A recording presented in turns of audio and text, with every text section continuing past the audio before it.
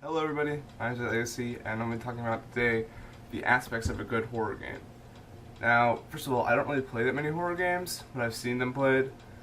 I don't I don't usually play horror games just because, like, they're not as fun as other games. I play games usually just to have fun, but horror games, they aren't really usually as fun as other games, so I don't play them as much. I went around in a giant circle there with my words, but I don't care. Anyway, so, like, one of the biggest things in horror games nowadays is jump scares.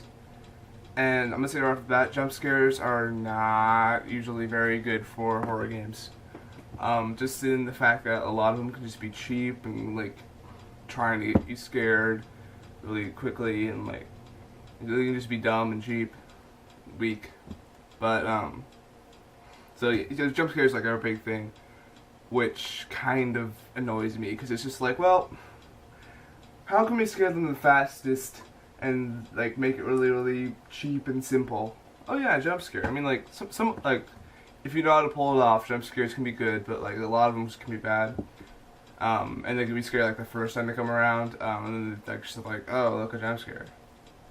Which is horrible, because you never want a horror game to be boring. You want to always, like, keep filling it with dread.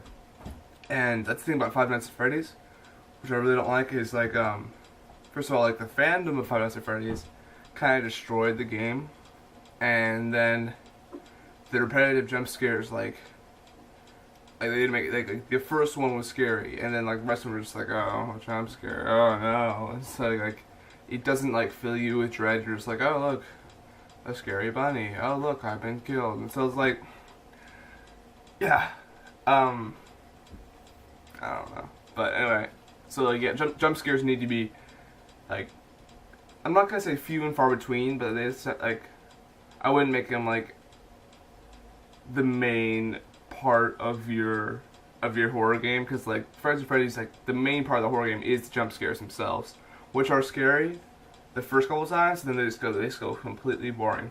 So do not build your game around, like, around just this concept of, like, oh no, they're gonna be scared by the jump scares. In my personal opinion, you need to build around other stuff. So, like, I'm gonna say, like, Outlast 2 demo, I saw that.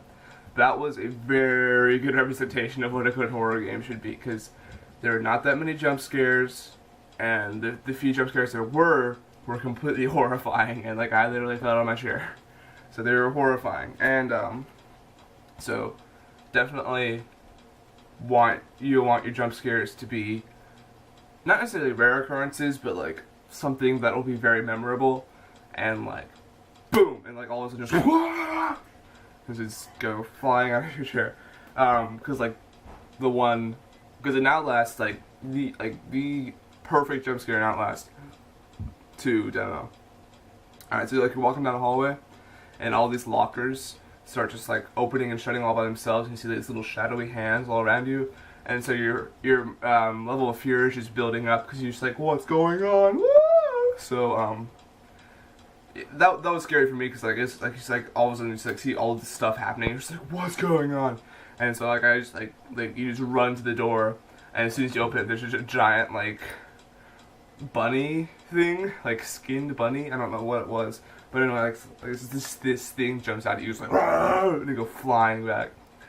That is a good jump scare. Build up to your jump scare. Make it, like, get your get your audience already freaked out enough, and then boom, just smash it in on them, and they'll be, like, so scared. So that's kind of all I had for jump scares, because that's a big thing that needs to happen. Okay, never mind. Go away.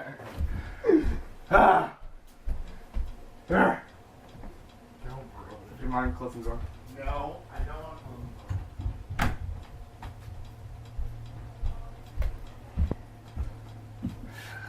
It's my brother being annoying. Anyway, so it's literally, I have jump scares, and that's kind of an what's it called? Example of a jump scare. Anyway, I don't know what I'm saying. So jump scares definitely need to be not as common in the video game. You should not build your video game around jump scares. And then the next thing I want to talk about is the atmosphere. So, like, Five Nights at Freddy's, like the atmosphere was like it could have been better. It was kind of good, but like you really wanted to be really creepy. So like one thing I had against Five Nights at Freddy's is that you were just sitting on your butt waiting for a jump scare, and it's just like.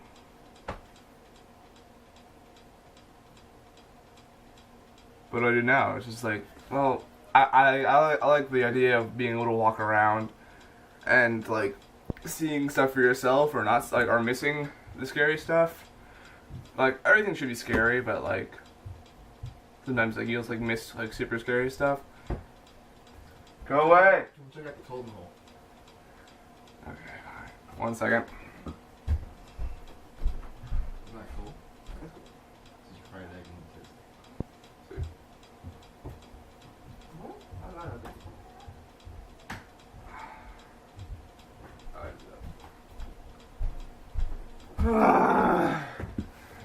Okay, so anyway, you want the atmosphere of your game to be building up fear in your audience, because one thing about Five Nights at Freddy's, it wasn't that creepy, like the shop of it or whatever, wasn't it super duper creepy, but I would like Resident Evil 7 demo, that was like the atmosphere of that was really creepy, because there's like a dead bird in the microwave, which is like kind of, I don't know, but anyway, but like there's like dead bird in the microwave, and there's like maggots everywhere, and the house is rotting, and like it's just like, okay, what's going on here? And you got kind of more scared as you went along, which is really good because the atmosphere of the game needs to be like, I don't know, but like I feel like if you have like this nagging feeling behind you, like you're just like, is there something behind me, or is there something behind this door? If like your atmosphere in a video game can evoke that, then that is a good atmosphere. Because like in Five Nights at Freddy's, you didn't really get that. I don't know why I'm bashing it. I'm not really bashing it, but I don't know why I'm talking about Five Nights at Freddy's. But yeah, I guess I don't know. But anyway, in that game, you didn't get that feeling. Well, something's behind me. Something's behind this door. You didn't really get that because you're sitting down in an office waiting for a jump scare. But if you were able to just go around and go through all these hallways, like I like the free roam kind of part about a game. Not really a free roam, but like being able to go where you want, which I guess it's, I'm talking in circles. Don't mind me. Anyway, so being able to go around and figure stuff out and find the scary stuff, and always have that nagging sensation of just like, is there a monster back there? So yeah, it was. I find that to be like the most frightening thing, honestly. Alright, so I got jump scares and atmosphere, which are kind of good. Kind of know when to cut it out with like blood and gore, cause like there's a few like especially that Outlast 2 demo. There's some things that are just like really really nasty, and like, I mean, some people find that scary, but like, I just find it weird. I'm just like, ew, I don't find it scary. Like, I don't know. Like there's some levels of blood and gore, which are like, blood and gore is just nasty anyway. It's horrible, but like, there's levels of it where it's just like, ew, not even scared. I'm just disgusted by the ew, and it's just like, ugh. So know when to know when to put stuff into moderation, basically. It's a good thing to talk about. So, moderation, jump scares, atmosphere. Kind of,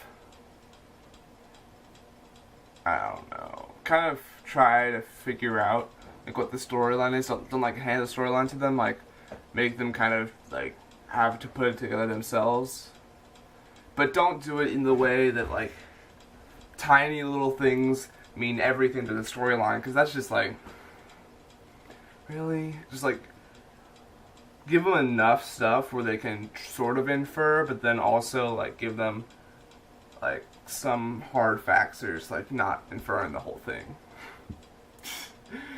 I don't know making any sense, but like, do some of you get that idea? Just like sort of give them some hints, and then also like actually give them some facts at the same time. So like they're actually like they're not stumbling around in the dark. They're just like, okay, so I think this happened, which is horrifying, and which resulted in this, which is equally horrifying. So yeah, and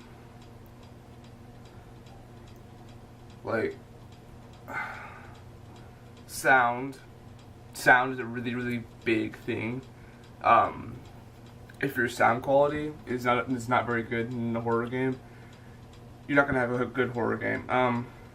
To like add to the atmosphere, make that nagging sensation behind their back, add to it by like little whisper effects or like I don't know, like sounds of like spiders scuttling across cardboard or something like that.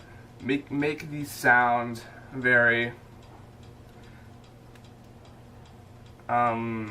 immersing. So yeah, immersion is a very big part of that. Make sure you have an immersive atmosphere, immersive sound, which is really good for horror game because sound is what you're gonna usually be focusing on a lot. If you can't see very well, you're gonna be focusing on sound a lot, and that's really like when you can hear something but you can't really see it, and you know there's something there.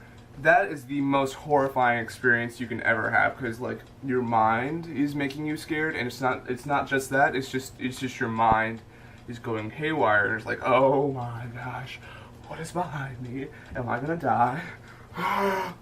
So make sure you have good sound in a horror game, and that's just about it. That's all I have for this video. So leave a like if you enjoyed. But if you really like if you really like this video, consider subscribing to my channel.